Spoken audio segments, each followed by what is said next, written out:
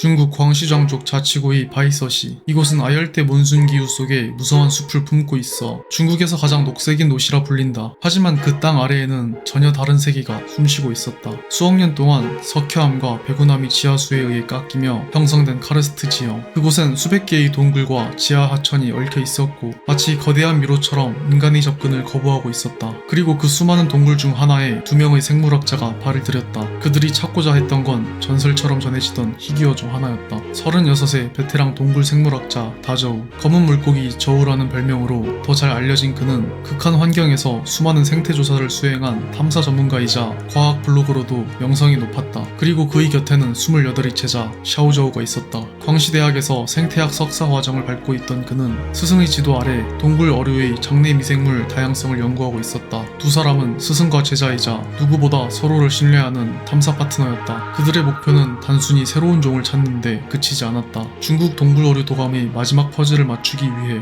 희귀어종 금줄촉수의 생태를 촬영하고 표본을 채집하려 했던 것이다. 금줄촉수는 손가락 2마디 정도 길이의 작은 동물 물고기로 빛없는 석회암 지하에서 수천 년을 살아온 결과 눈은 퇴화했고 몸은 반투명해졌다. 이 생물은 퇴화를 통해 환경에 적응한 진화의 또 다른 방향을 보여주는 대표적인 사례였다. 그래서 이들은 이 작은 물고기를 각자의 방식으로 연구하려 했다. 다저우는 지하 생태계의 적응 메커니즘을, 샤오저우는 장내 미생물의 다양성을 탐색하고자 했다. 금줄촉수가 발견된 곳은 중국 남서부 광시장족 자치구의 한 외딴 시골 마을에서 약 2km 떨어진 곳에 위치한 허랑하 동굴이라 불리는 동굴이다. 허랑하 동굴은 에메랄드빛 시냇물이 흐르는 작은 입구를 갖고 있지만 그 안에는 완전히 다른 세계가 숨어 있다. 이 동굴은 겉보기엔 천장이 높고 탁 트인 방처럼 보이지만 깊숙이 들어가면 지상과 지하가 겹쳐진 수중 미로가 존재한다. 동굴은 크게 두 구역으로 나뉜다. 입구 근처 얕은 입구를 지나면 나타나는 외동과 그 아래 더 깊은 곳에 숨은 미지의 수중 미로 내동이다. 외동은 길이 약 200m, 수심은 최대 30m이며 수면에서 천장까지의 높이도 30m에 달하는 광대한 수중 공간이다. 그리고 수면 아래로 빛이 들어오는 반쯤 개방된 지형이다. 하지만 진짜 위험은 그 아래에서 시작된다. 겉보기에 잔잔하고 평화로워 보이는 외동의 수면 아래에는 아무도 함부로 넘볼 수 없는 숨겨진 통로가 존재한다.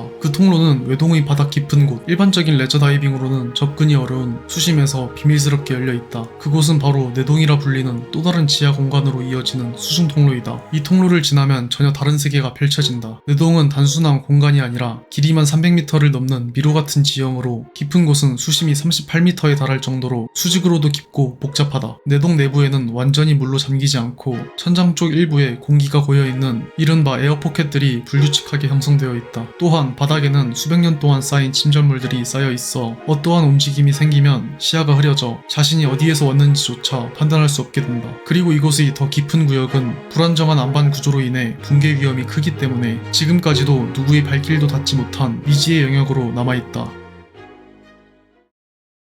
2025년 2월 5일 다저우와 샤오저우는 자신들을 포함한 총 7명으로 이루어진 탐사팀을 구성했다. 한 명은 영상 촬영을 위해 동행한 촬영자 왕하오였고 나머지 4명은 이 동굴에 익숙한 현지 가이드들이었다. 가이드 2명은 바깥에서 대기하고 나머지 가이드 2명은 이들과 동행하여 총 5명이 물속에 들어간다. 수온은 18도, 몸속 열이 빠르게 빠져나갔지만 아직은 견딜만한 수준이었다. 이번 다이빙은 어디까지나 사전 점검을 위한 리허설이었다. 동굴의 얕은 수심에서 가시거리와 수온 등을 확인하는 것이 목적이었다. 그렇기에 라이트와 같은 최소한의 장비도 챙기지 않았고 촬영을 맡은 왕하오조차 촬영 장비를 가져오지 않았다. 희미하게 청록색을 띠며 흐르는 물속은 3m 앞까지 보일 정도로 맑은 편이었다. 물속 100m 지점, 완전한 어둠이 시작되던 그 지점에서 그들은 잠시 멈춰섰다. 무리하지 않는 게 낫다고 판단한 끝에 일행은 이쯤에서 복귀하기로 한다. 수면 위로 올라온 그들은 곧바로 다음 다이빙을 준비했다. 조명 장비를 포함한 촬영 장비를 다시 점검했고 촬영 동선 계획 또한 마무리되었다. 이번에는 진짜 탐사였다. 그들이 참는 금줄촉수는 보통 동굴 바닥에 붙은 미생물을 먹으며 살아가기에 촬영을 위해선 수면 아래 더 깊은 곳까지 내려갈 필요가 있었다. 촬영을 맡은 왕하오는 천천히 수심을 낮췄고 동행한 현지 가이드 2명은 주변에서 조명을 들고 왕하오를 따라다니며 금줄촉수를 찾는 데 집중했다. 그러나 다저우와 샤오저우는 깊이 내려가지 못한 채 더 얕은 수면에서 지켜볼 수밖에 없었다. 두 사람 모두 깊은 수심에서의 다이빙 경험이 부족했고 그 한계를 넘는 건 무리였다. 애초에 그들이 보유한 다이빙 자격으로는 수심 18m가 한계였기 때문이다. 그러나 뜻밖에도 금줄촉수는 그들이 머무르던 얕은 수심에서 모습을 드러냈다. 샤오저우는 바닥에 있던 팀원들에게 신호를 보냈다. 시작했다. 왕하오와 가이드들은 이를 놓치지 않기 위해 즉시 장비를 들고 그들 가까이로 부상했다. 왕하오는 호흡을 가다듬고 이 물고기의 모습을 카메라에 담아냈다. 기본적인 촬영을 마친 이들은 다시 입구로 복귀했다. 그때는 오후 5시였다. 하루가 저물기 시작했고 이제 그들에게 주어진 시간은 단 한 번의 추가적인 다이빙만을 허락했다. 앞선 두 차례의 탐사는 예상보다 시간이 오래 걸렸기에 세 번째 다이빙에서는 더 이상 여유를 가질 수 없었다. 이번에는 다저우와 샤오저우 역시 카메라를 직접 들고 깊은 수심까지 들어가 보기로 했다. 앞선 두 번의 촬영보다 더 멀고 깊은 구간까지 접근하겠다는 결정이었다. 하지만 그들은 수심이 10m 깊어질 때마다 공기 소모 속도가 거의 2배 가까이 증가한다는 점을 계산하지 않았다. 기존 장비와 공기통만을 그대로 착용한 채 얕은 수심에서와 같은 조건으로도 무리 없이 촬영할 수 있을 거라 여겼던 것이다. 다저우와 샤오저우는 외동구역에서 수심이 깊은 방향으로 조심스럽게 진입했다. 수중 조명은 여전히 강했지만 깊이가 깊어질수록 주위는 점점 더 어두워졌다.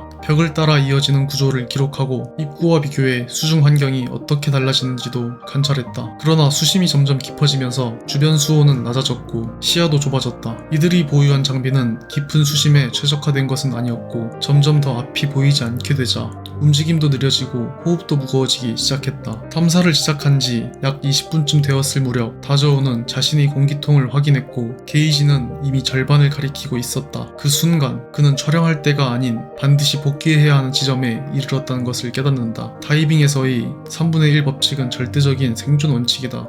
탱크의 3분의 1은 탐사용, 3분의 1은 복귀용, 그리고 나머지 3분의 1은 비상 상황에 대비해 남겨두어야 한다. 이미 이들은 이 원칙을 어긴 상태였지만 사고가 발생하지 않는다면 절반이 남았을 때 돌아가도 큰 문제는 없을 것이다. 그러나 출구 쪽으로 방향을 돌리는 순간 그들이 만들어낸 물살과 기포는 동굴 벽에 붙어있던 진흙층을 떨어뜨렸다. 곧 부유물이 시야 전체를 뒤덮었고 눈앞은 물론 위아래조차 구분할 수 없는 상태가 되었다. 가이드라인도 설치하지 않았다. 눈을 한번 감는 순간 방향을 잃을 수밖에 없다. 그들은 패닉 상태에 빠졌다. 공기마저 얼마 남지 않은 다저우는 자신의 라이트 빛이 닿는 방향을 따라 본능적으로 헤엄쳤다. 설상가상으로 그때 샤오저우의 라이트 또한 고장나버린다. 빛이 없어짐에 따라 결국 차가운 지하수 속 스승과 제자는 시야를 잃은 채 서로를 놓쳤다. 다저우는 당황한 채 벽을 더듬으며 동굴 위쪽을 향해 나아갔다. 다행히도 그는 살아남았다. 산소가 바닥나기 직전 동굴 천장에 형성된 에어포켓을 발견한 것이다. 한편 샤오저우의 상황은 훨씬 더 절망적이었다. 남은 공기는 고작 4분의 1, 라이트마저 꺼진 상태에서 그는 완전한 암흑 속에 고립되어 있었다. 앞도 뒤도 위도 아래도 분간되지 않는 그 어둠 속에서 그는 방향을 잃은 채 점점 더 깊은 곳으로 떠내려갔다. 그러다 마침내 그 역시 동굴 천장에 형성된 또 하나의 에어포켓을 찾아냈다. 이제 그는 그곳에서 구조를 기다릴 수밖에 없었다. 다저우보다 약 200m나 더 안쪽 입구에서 가장 먼 구역이었다. 두 사람 모두 살아서 나갈 수 있을지에 대한 확신이 없었다. 그도 그럴 게 지금까지 중국의 수중 동굴에서 숨이 붙어있는 상태로 구조된 사례는 단 한 번도 없었기 때문이다. 오후 7시, 입수 후 1시간이 지난 시점이었다. 지상에서는 시간이 흐를수록 불안이 서서히 공포로 번져갔다. 오후 7시가 넘어도 다저우와 샤오저우는 돌아오지 않았다. 남아있던 동료 5명은 결국 두 사람이 실종됐음을 직감했고 곧바로 수색에 나섰다. 그들은 먼저 보트를 타고 외동의 동굴벽을 따라 탐색을 시작했다. 수면 위를 돌며 혹시 모를 흔적을 찾았지만 눈에 띄는 이상 징후는 없었다.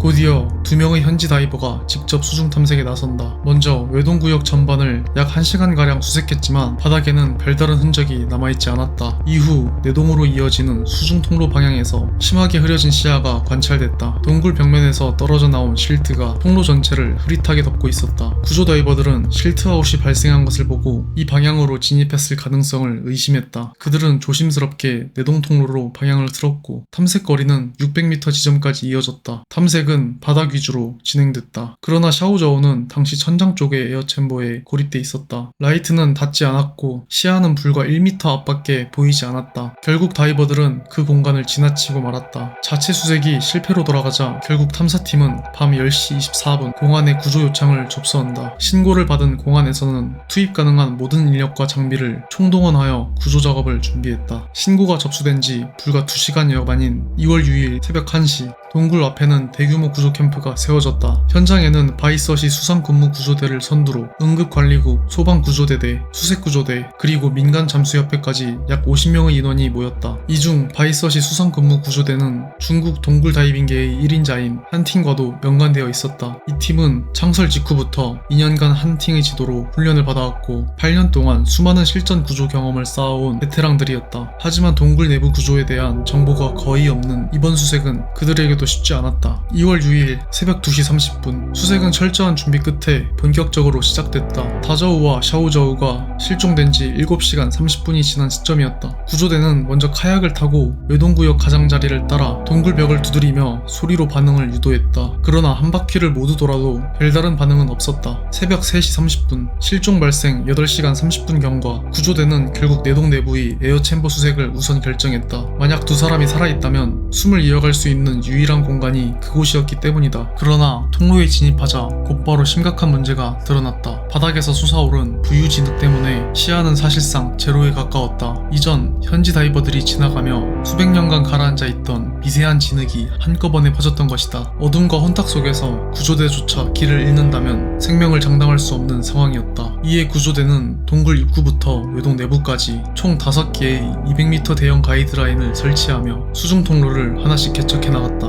내동은 매우 복잡했고 탐색은 느리고 조심스럽게 진행될 수밖에 없었다. 통로를 지나 진입한 구조대원들의 가시거리는 10cm조차 되지 않았다. 그들은 에어챔버가 있을 만한 지점을 하나씩 더듬듯 수색해 나갔다. 그렇게 아무 소득 없이 작전이 이어지다 세 번째 다이빙에 나섰을 때였다. 깊은 침묵 속 어딘가에서 기체 탱크를 두드리는 듯한 소리가 희미하게 울렸다. 구조대는 즉시 그 소리를 따라 이동했고 마침내 한 에어포켓 수면 위에서 간신히 떠있는 다저우를 발견했다. 그는 수면 아래의 절박한 마음은 지쳐가던 구조팀의 마음을 다시 일으켜 세웠다. 수색은 곧바로 재개되었다. 이번엔 더 광범위하고 더 집요하게 진행됐다. 이틀 동안 구조팀은 이미 8번의 구조 다이빙을 감행하며 에어포켓들을 샅샅이 뒤졌다. 일부 대원들은 차가운 물속에서 반복되는 잠수로 인해 탈진 증세를 보였지만 그들은 포기하지 않고 실낱 같은 희망 하나에 모든 것을 걸고 9번째 다이빙을 시작하였다. 탁했던 물은 이틀이라는 시간 동안 가라앉아 수중의 가시거리는 이전보다 훨씬 좋아졌다.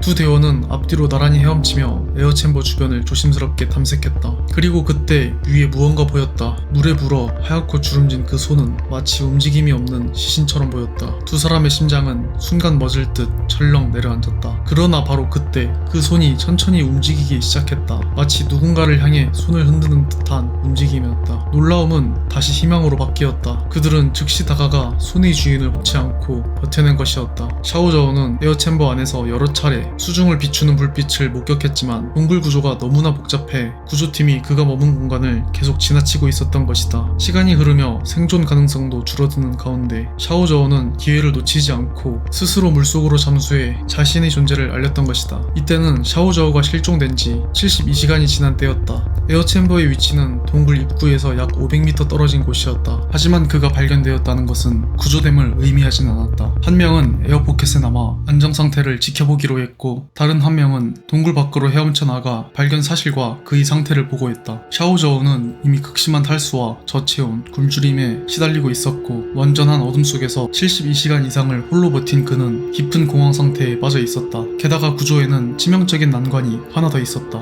샤오저우의 다이빙 자격은 오픈워터로 공식적으로는 최대 18m 수심까지만 잠수가 허용된 등급이었다. 하지만 동굴을 빠져나가기 위해서는 최대 28m 깊이의 구간을 통과해야 했다. 이는 단순한 수치 이상의 위험을 뜻했다. 깊이에 대한 훈련이 전무한 상태에서 혼란이나 공황이 발생하면 그가 발버둥치며 구조자의 장비를 잡거나 예상치 못한 방향으로 움직이며 구조대원까지 위험에 빠뜨릴 가능성이 매우 높았다. 2018년 태국 동굴 구조작전에서도 이와 유사한 상황이 있었다. 당시 구조팀은 구조 대상이 된 아이들 12명에게 마취제를 투여해 완전히 잠든 상태로 이동시켜야 했다. 그러나 샤오저우는 성인이자 잠수 경험자였고 의식이 있는 상태로 구조를 시도하는 것 외에는 현실적인 대안이 없었다. 결국 구조대는 한 명은 샤오자오의 손을 잡고 앞에서 직접 이끌며 이동하고 또 다른 구조대원이 후방에서 보호하며 통제를 돕는 방식으로 최종 구조 시나리오를 결정했다. 그러나 가장 깊은 수심 28m 지점에 이르렀을 때 우려했던 일이 결국 발생했다. 극심한 저온과 시야 제약 그리고 공황이 겹치며 샤오자오는 갑작스럽게 몸을 떨기 시작했고 이내 손을 놓고 다른 방향으로 헤엄치려는 움직임을 보였다. 그 순간 구조대원은 반사적으로 그의 손목을 붙잡아 끌어당겼고 간신히 방향 이탈을 막을 수 있었다. 그 깊이에서 만약 이탈이나 호흡기 사고가 발생했다면 돌이킬 수 없는 결과로 이어질 수 있었던 아슬아슬한 상황이었다. 그 후 남은 구간에서도 구조대원은 한 손으로 가이드라인을 꼭 잡고 다른 손으로는 샤오저우의 팔을 붙든 채 출구를 향해 헤엄쳐 나가 2월 8일 오후 8시 30분 샤오저우는 실종된 지 73시간 만에 구조가 완료되어 텐양구 인민병원으로 이송되어 치료를 받았다. 다행히 건강 상태에는 큰 이상이 없었다. 이번 구조는 단순한 행운으로 이루어진 것은 아니었다. 첫 번째로 갇힌 다이버들이 모두 에어포켓이라는 생명의 틈을 발견했다는 것, 그리고 구조 인원들이 끝까지 포기하지 않았다는 데 있었다. 이 사건의 원인은 단지 동굴의 환경 때문만은 아니다. 동굴 다이빙이 전 세계에서 가장 위험한 스포츠 중 하나인 이유는 기체 고갈, 장비 고장, 실력 이상의 자신감, 그리고 공황으로 인한 판단력 상실까지 너무도 많은 요소가 다이버를 극한으로 내몰기 때문이다. 그리고 이 요소는 초심자와 숙련자 모두에게 해당된다. 이번 구조 작전에서 활약한 대원들을 훈련시킨 중국 최고의 다이버 한팅도 2년 전 이 화랑화 동굴에서 얼마 떨어지지 않은 지우든 천창 동굴에서 목숨을 잃었다. 하지만 이 위험을 알고도 전 세계의 다이버들은 지금 이 순간에도 물속으로 들어간다.